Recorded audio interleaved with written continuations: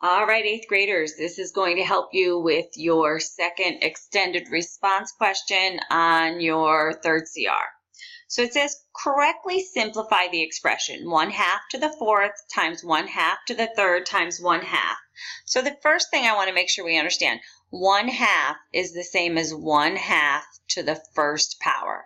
And sometimes if we don't write that in, students forget about having to add 4 plus 3 plus 1 more.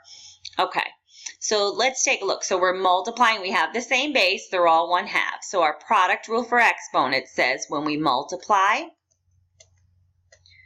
with the same base, our base happens to be a 1/2, we will keep the base. Again, in this case, our base is 1/2, and add the exponents.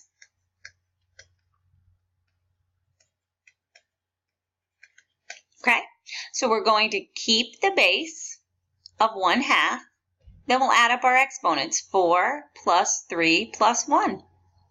So this becomes 1/2 to the 4 plus 3 is 7, plus 1 more is 1/2 to the 8th power. All right, because we have 1, 2, 3, 4 1/2s being multiplied together there.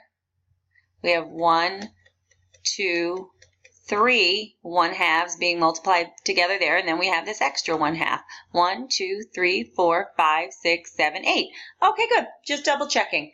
Now, this would be a simplified form if we want to leave it in exponential form. I don't know if your teachers also want you to evaluate it, so I'll just go ahead and evaluate it now. Oh my gosh. So that's 1/2 times 1/2 times 1/2 times 1/2 times 1/2 times 1/2 times 1/2 times 1/2. Okay. Whew.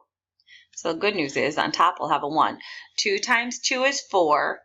Times 2 is 8, times 2 is 16, times 2 is 32, times 2 is 64, times 2 is 128, times 2, 128 times 2, is it 256? 128 times 2, 8 times 2 is 16, 2 times 2 is 4, and 2 times 1 is 2. Okay, I believe it's 256. 2 to the 8th power is 256. 1, 2, 3, 4, 5, 6, 7, 8. Just double checking.